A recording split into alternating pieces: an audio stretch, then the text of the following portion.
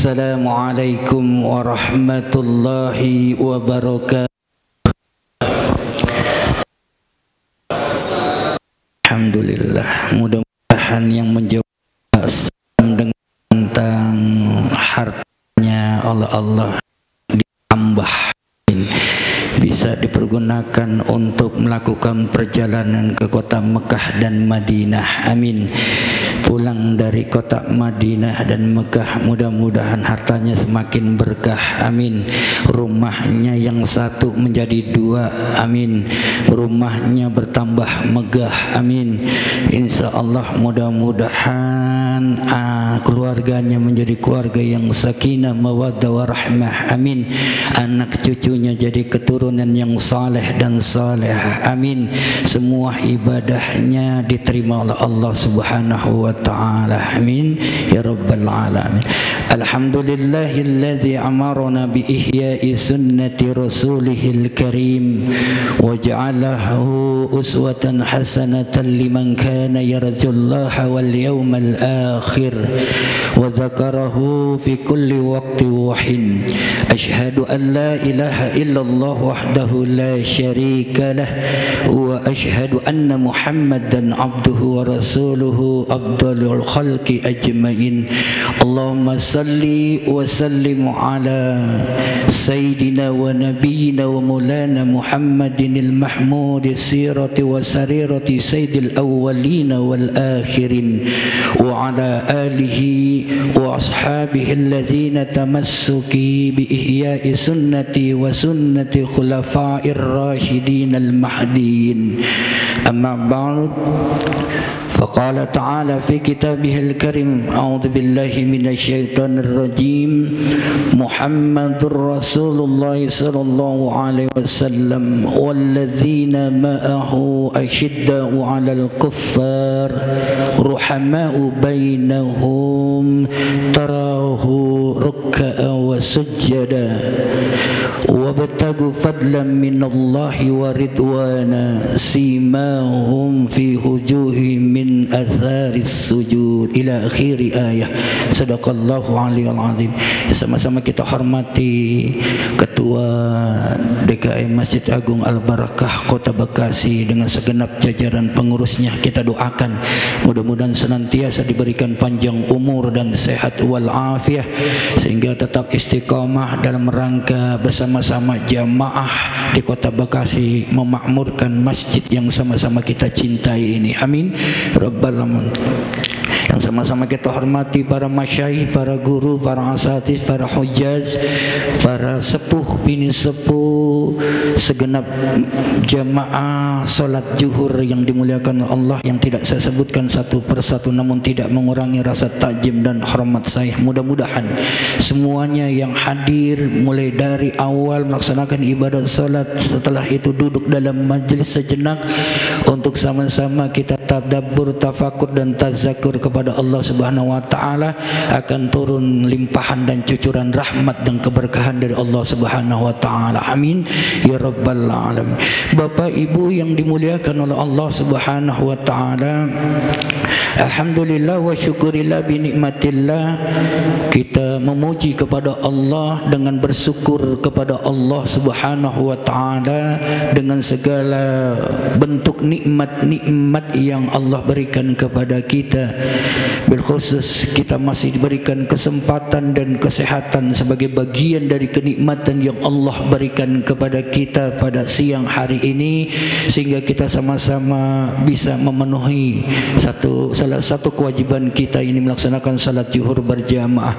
Kita berharap mudah-mudahan rangkaian ibadah kita hari ini sejak kita terjaga kembali kita ditidurkan oleh Allah Subhanahu wa taala ini akan menjadi catatan amal soleh di sisi Allah Subhanahu wa taala. Amin ya rabbal alamin. Salawat teriring salam semoga selalu terlimpah ruah kehibaan kita junjungan alam manusia yang paling mulia akhlaknya, yang dimuliakan oleh Allah, zat yang maha mulia, manusia yang memiliki akhlak yang begitu agung, yang diagungkan oleh zat yang maha agung, yakni baginda dan besar Muhammad sallallahu alaihi wasallam yang begitu mulia akhlaknya, yang begitu indah pribadinya, yang begitu luhur budi pekertinya, yang patut buat kita yang mengaku sebagai umatnya yang ittiba kepadanya, senantiasa selalu bercermin kepadanya, menjadikan beliau sebagai uswah dalam seluruh aspek kehidupan kita,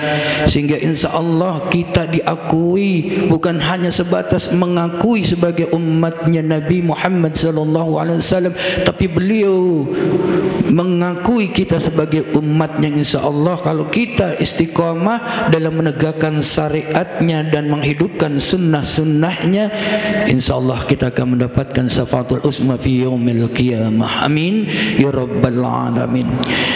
Bapak Ibu yang dirahmati Allah Subhanahu wa taala, hari ini kita sudah berada di tanggal tahun hijriahnya tanggal 25 Rabiul Tsani atau Rabiul Akhir 1445 Hijriah, bertepatan dengan tanggal 9 November 2023. Kalau kita lihat di jalan-jalan, di masjid, musola maupun di majelis ta'lim, itu masih semarak. Umat Islam khususnya di Indonesia, bahkan boleh jadi seluruh umat Islam di belahan dunia, menyambut miladur Rasulullah sallallahu alaihi wasallam, kelahiran baginda Nabi Muhammad sallallahu alaihi wasallam. Tentunya dengan berbagai macam ekspresi setiap umat Islam dalam mewujudkan, menunjukkan akan mahabbatur Rasul, kecintaan kepada Rasulullah sallallahu alaihi wasallam, dan salah satu di antaranya dengan memperingati peringatan hari kelahiran baginda Nabi Muhammad sallallahu alaihi wasallam. Dan tentunya setiap tahun terus bergulir, bahkan masjid yang sama-sama kita cintai, Masjid Agung Al-Barkah Kota Bekasi, tidak pernah alfa dalam memperingati kelahiran baginda Nabi Muhammad sallallahu alaihi wasallam. Tentu ini sangatlah baik dan bagus. Namun jauh lebih baik kalau kita mau menyelami yang setiap tahun kelahiran Nabi Muhammad SAW ini bisa kita selami akan kehidupan Rasulullah SAW, terutama bagaimana kehidupan dia dalam aspek ubudiyah dan muamalahnya yang selalu tercermin dengan kemuliaan akhlak baginda Rasulullah SAW. Dan itu semua dicontoh oleh as-sabiqunal awwalun, oleh para pendahulu yang telah masuk Islam, para sahabat yang bertemu dan berjumpa dan hidup bersama Rasulullah SAW. Dan tentunya kita yang tidak berjumpa dengan para tabi'in, tidak berjumpa dengan tabi'in sampai kepada Rasulullah SAW, tentu ini adalah satu keistimewaan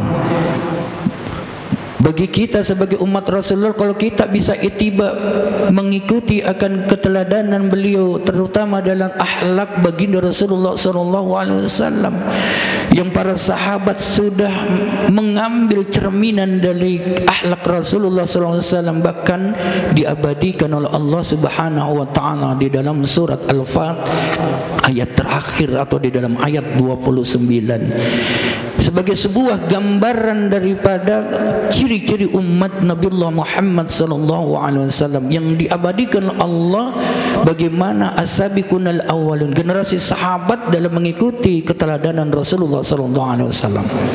Yang pertama di dalam surat Al-Fat ayat 29 ini Allah berfirman, Muhammadur Rasulullah sallallahu alaihi wasallam.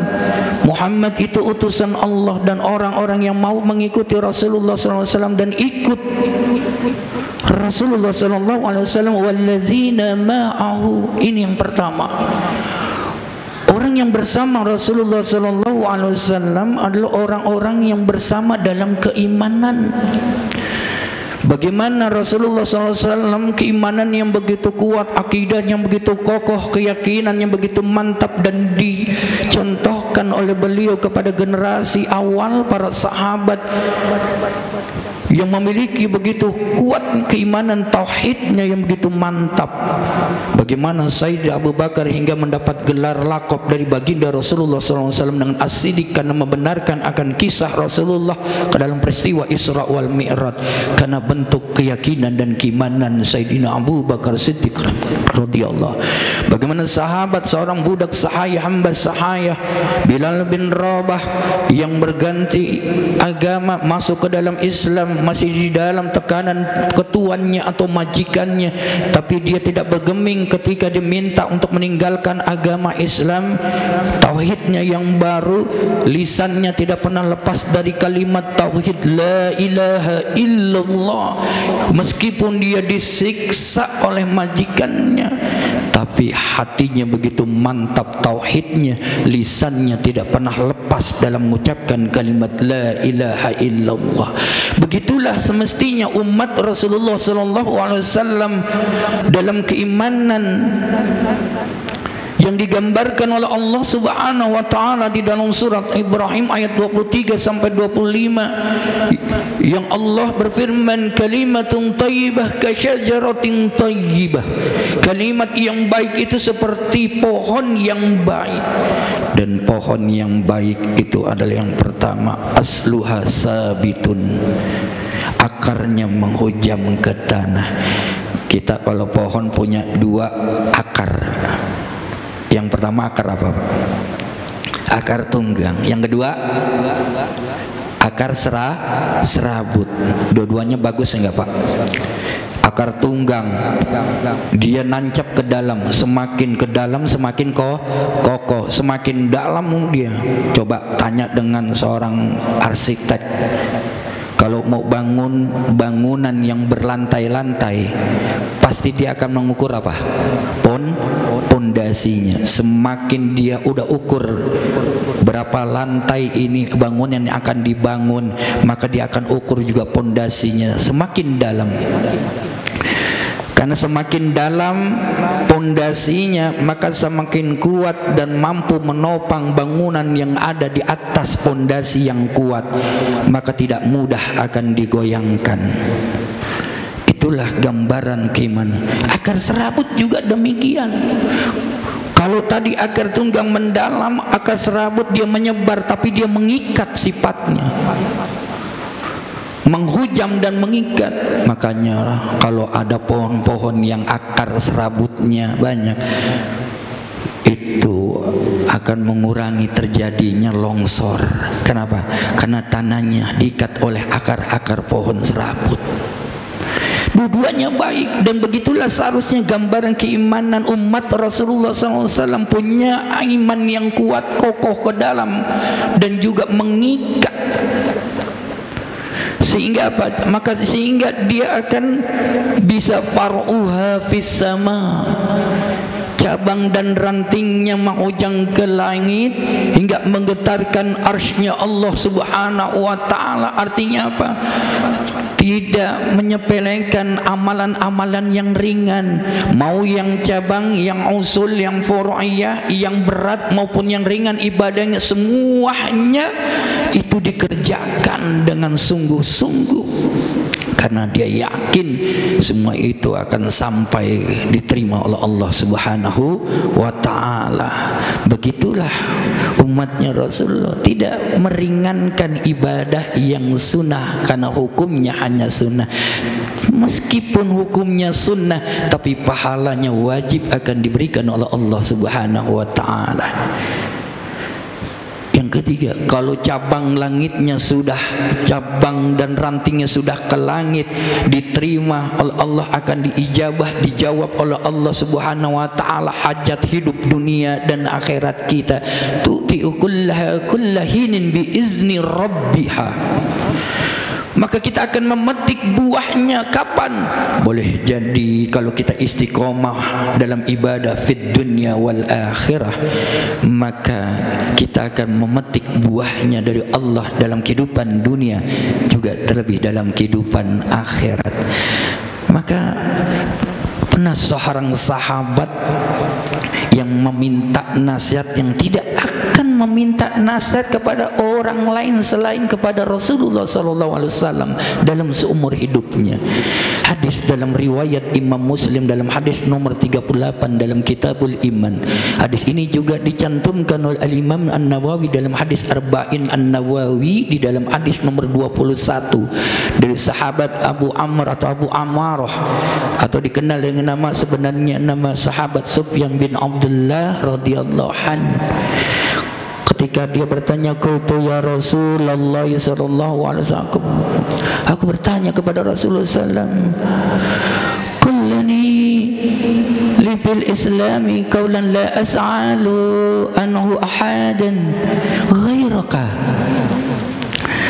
Aku bertanya kepada engkau ya Rasulullah, tolong ya Allah, berikan ya Allah jawaban.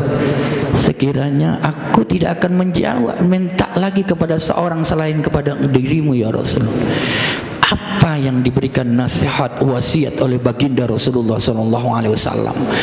Qala, kata Rasulullah SAW, kul amantu billahi summa istaqim. Katakanlah aku beriman.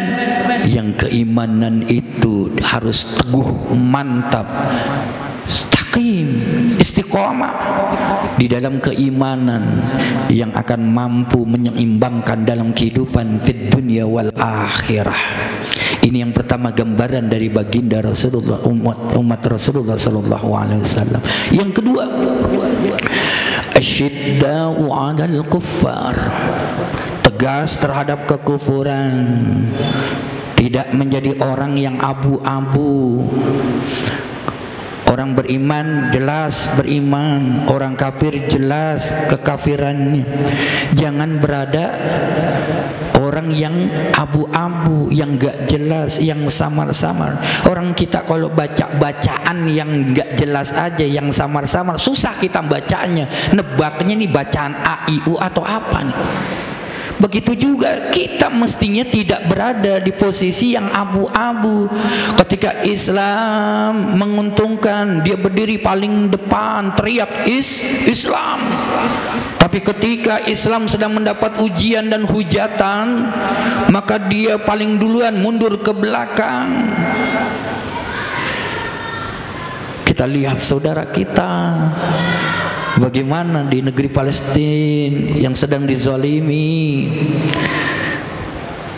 Paling tidak, man ra'a munkaran falyughayyir fabiyadihi, siapa yang menyaksikan, melihat di hadapannya kemungkaran, falyughayyir fabiyadihi, maka hendaklah dia melakukan perubahan.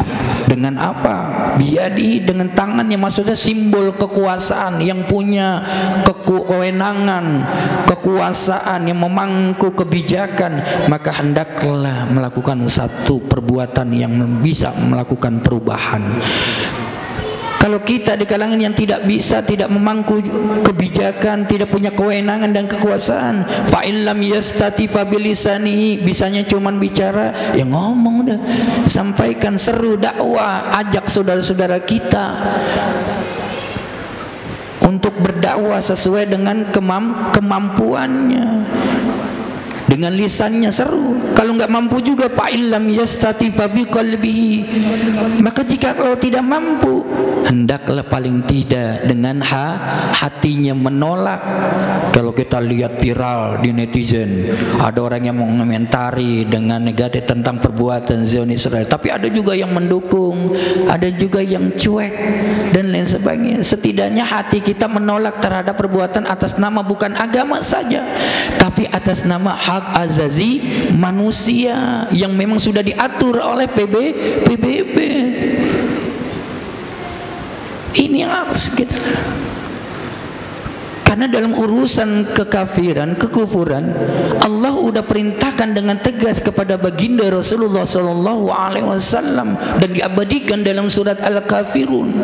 Coba Allah perintahkan, qul, Katakanlah wahai Muhammad, Rasulullah diperintahkan Allah untuk menyampaikan kepada orang-orang kafir, ya ayyuhal kafirun, hai orang-orang yang kafir, la a'budu ma ta'budun, tidaklah aku menyembah apa yang kalian sembah, wala antum 'abiduna ma a'bud, dan tidaklah kalian menjadi penyembah apa yang aku sembah. Diulang lagi ayat ini 2 kali sebagai taukid, sebagai penegasan dan peneguhan penting untuk membedakan antara orang beriman dengan orang kafir. Siapa yang disembah dan siapa yang menyembah. Ada gap yang begitu jauh terbentang antara orang beriman dengan orang-orang kafir. Makanya kalau kita lihat dalam surat Al-Baqarah urutannya, kalau bicara tentang ciri orang beriman sedikit di dalam awal-awal surat Al-Baqarah.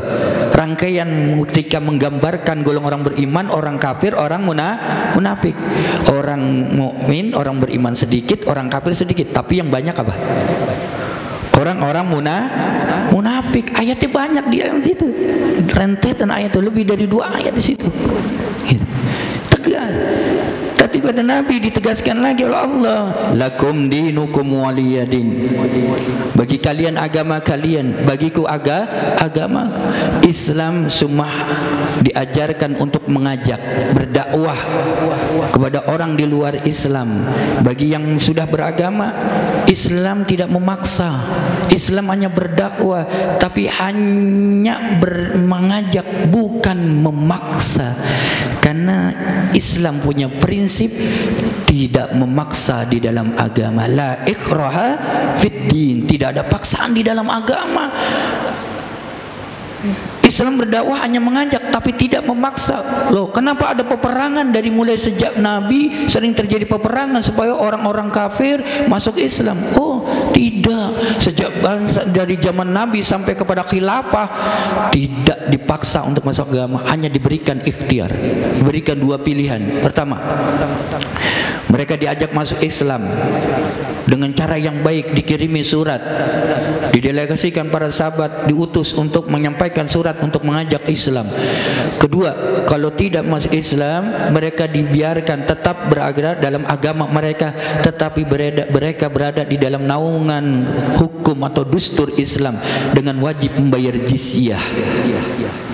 Membayar jizyah berarti mereka akan diharamkan darah dan hartanya untuk dizalimi oleh umat Islam. Mereka dilindungi. Kan kafir itu banyak, Pak. Ada kafir Mauti'ah, ada kafir Zimmi, ada kafir Zindik, ada kafir Harbi. Yang mesti diperangi adalah orang-orang kafir Harbi yang memang mereka memerangi kita. Tapi bagi orang-orang yang kafir Mauti'ah yang taat tunduk terhadap undang-undang Islam dalam kekhilafaan, mereka tidak boleh diperangi. Kafir Zimmi, bahkan kafir Zimmi, kafir yang lemah, mereka tidak menzalimi orang-orang Islam, maka haram hukumnya kita untuk mendolimi. Man aza zimiyan fa ana khasmuhu yaumal qiyamah, kata Nabi. Barang siapa yang menzalimi orang-orang kafir zimmi, maka nanti kelak dia akan menjadi lawanku, katanya, pada hari kiamat. Tuh, maka kita lihat. Yang ketiga, ruhama'u bainahum. Di antara orang muslim itu harus membangun rasa kasih sayang. Baginda Rasulullah SAW orang yang penuh dengan welas asih, penuh dengan kasih sayang dan belas kasihan. Dan itu disematkan oleh Allah dan diabadikan di dalam Al-Quran, di dalam surat At-Taubah ayat 128. Dan ayat ini sering dicantumkan di dalam pembacaan maulid, di dalam pasal Inna Fatahna. Laqad ja'akum rasulun min anfusikum azizun 'alaihi ma anittum harisun 'alaikum bil mu'minina raufur rahim. Di ujung ayat ini, bil mu'minina raufur rahim. Al-Imam Qurtubi di dalam tafsir fi Jamil Ahkamil Quran ketika menafsirkan ayat ini, beliau mengatakan bil mu'minina raufur rahim, ay lam yajma'illahu li ahadin minal anbiya ismaini min asma'ihi illa lin nabi Muhammad sallallahu alaihi wasallam. Tidaklah aku gunakan dua namaku untuk para nabi rasul yang lain illa kecuali kepada Nabi Muhammad sallallahu alaihi wasallam. Ketika Allah ingin menyematkan sifat Nabi, Allah menyebutkan bil mu'minina raufur rahim. Tapi ketika Allah ingin menyematkan sifatnya kepada dirinya sendiri, Allah di dalam surah Al-Baqarah hanya mengatakan innallaha bin nasi la raufur rahim. Sama, dua nama yang sama, tapi dua nama bil mu'minina raufur rahim disematkan untuk baginda Rasulullah sallallahu alaihi wasallam, karena penuh dengan kasih sayang welas asih. Oleh karena itu kita sebagai umatnya Rasulullah sallallahu alaihi wasallam tebarkan kasih sayang, karena baginda Rasulullah memang diutus oleh Allah sebagai pembawa rahmat bagi alam semesta. Maka sudah selayaknya buat kita sebagai umatnya untuk menebarkan kasih sayang di antara saudara-saudara kita yang seakidah. Tanamkan. Kenapa? Karena kita dengan saudara kita yang beriman yang lainnya, al-mu'minu lil mu'mini kalbunya yashudduhu ba'duhu ba'du. Orang mukmin dengan mukmin yang lain adalah laksana seperti bangunan yang saling menguatkan. Kalau satu ada yang pincang, maka yang lain akan ikut pincang. Kalau ada satu anggota tubuh yang sakit, yang lain akan ikut merasakan sakitnya. Maka pantas buat kita untuk menebarkan kasih sayang. Irhamu man fil ardi wa yarhamkum man fis sama. Cintai apa yang ada di bumi, maka yang di langit akan cinta kepada kita semua. Ini yang ketiga. Yang keempat, tarahu ruk'an wa sujada. Mantap di dalam beribadah dicerminkan dengan gambaran Allah, orang-orang yang ruku dan sujud sebagai simbol gambaran orang yang mantap istiqomah. Tidak ada tujuan yang lain, tidak ada kesenangan dan kepentingan yang lain selain satu kepentingannya, wabtagullah wabtagu fadlam minallahi wa ridwana, hanya mencari karunia dan ridho Allah subhanahu wa ta'ala. Tidak ada yang lain.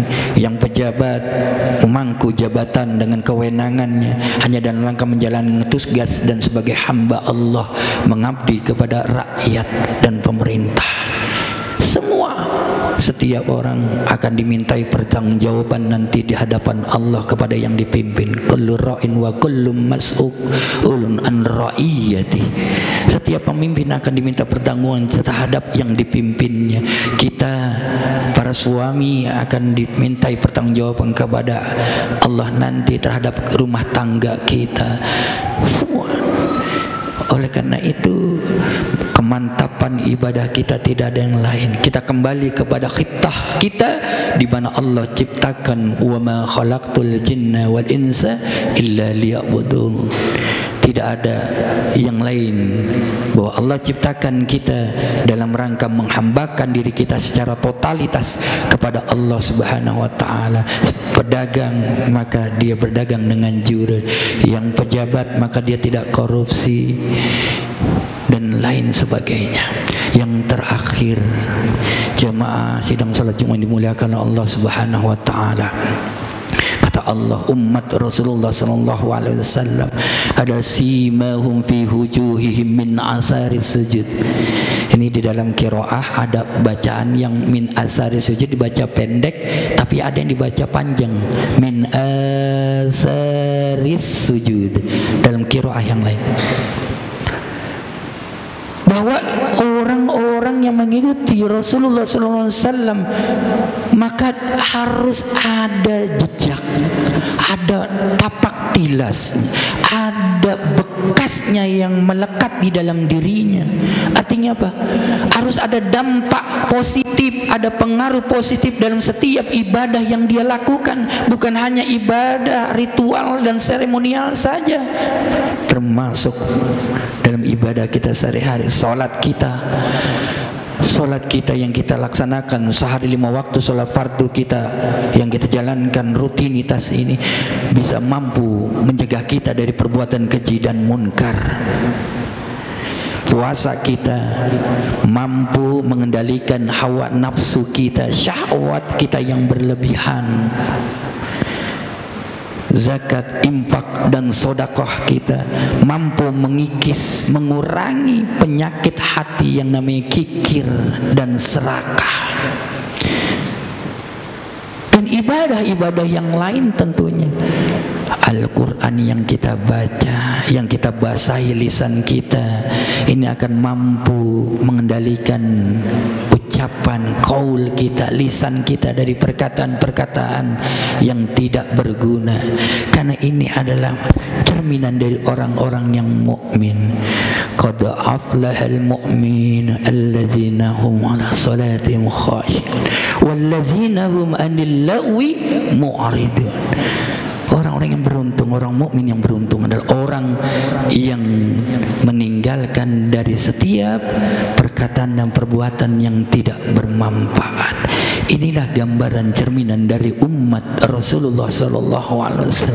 Oleh karena itu kita jadikan daripada peringatan hari Maulid yang sering setiap tahun kita rayakan, kita ikuti bersama, itu mampu kita selami dan bisa kita tanamkan dalam kehidupan sehari-hari kita untuk kita mempresentasikan, sehingga benar-benar Rasulullah SAW ridho dalam memberikan syafaat kepada kita semua. Hadirin kaum muslimin, sidang salat zuhur yang dimuliakan Allah, barangkali ini sedikit yang disampaikan. Mudah-mudahan dengan gambaran ayat ini bisa mampu menggerakkan hati dan pikiran kita untuk bertazakur, tafakkur, bertadabbur, sehingga bentuk wujud yang nyatanya adalah merubah segala bentuk gaya hidup kita mengikuti kehidupan Rasulullah SAW.